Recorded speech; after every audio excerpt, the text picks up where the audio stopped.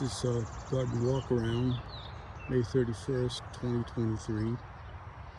First plot is this plot 1, this brassica there now, and by this afternoon it should be laid out for some red beans. I made a lot of mistakes. First one being that I didn't just mow the whole area down. There's a cover crop from last year and this spring, hairy vetch and cereal rye. I should have just mowed it all down and planted the rows. Instead, I left rows standing of the cover crop, and it became very difficult to manage. There's 4 rows. The first row is kale. There's turnip greens, collard greens, and then there's kohlrabi. I harvested 46.5 pounds of greens from this area and canned 68 pints.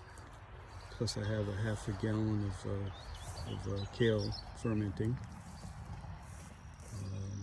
and it smells real good. And the kohlrabi did not bulb up. This is plot 2. First year I've had what looks like it's going to be a success with eggplant. There's diatomaceous earth on them right now for the flea beetles. It's a long purple eggplant. This row is there's 4 California Wonder and 6 jalapeno, and this row is 3 Goliath tomatoes. Real interesting plant. All these tomatoes have their own personality. First year ever growing Goliath. Very interesting plant. These are my Amish paste, which I have a lot of great experience with. And these are my 2 Stupichka. I started these on March 2nd, so they're pretty big plants. And over here at the beginning of plot 3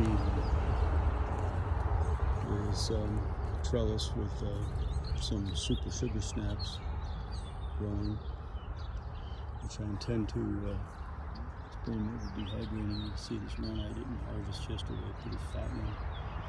But I've got a pound of them, and that I've collected. Pretty soon I suspect they're going to start producing. But in between them I've planted watermelon. And the watermelon should benefit from the nitrogen that the pea will will capture and leave in the soil.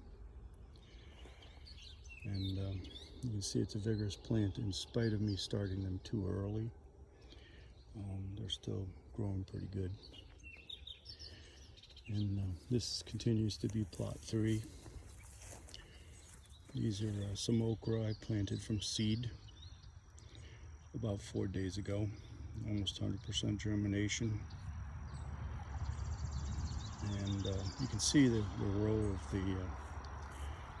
this mat from the decomposing cover crop. Cover crop was hairy vetch and cereal rye.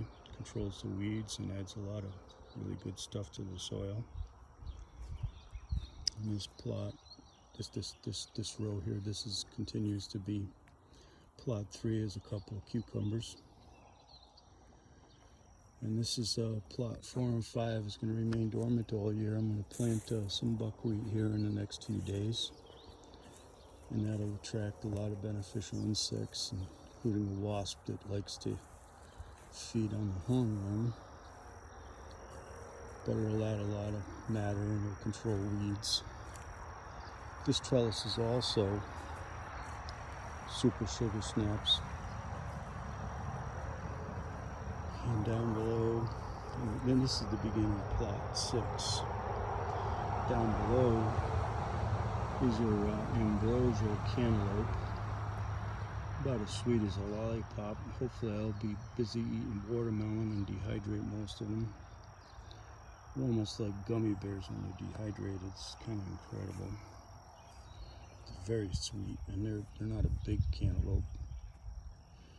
And this plot 6 again still. This is going to have 4 rows of corn, and in the middle is a row of potatoes that I've started and healed up. I learned a lot. This is the first time I planted potatoes since 2003. These are Kennebec. Hope they work out because I'm going to dry can them. And here's this is the asparagus plot.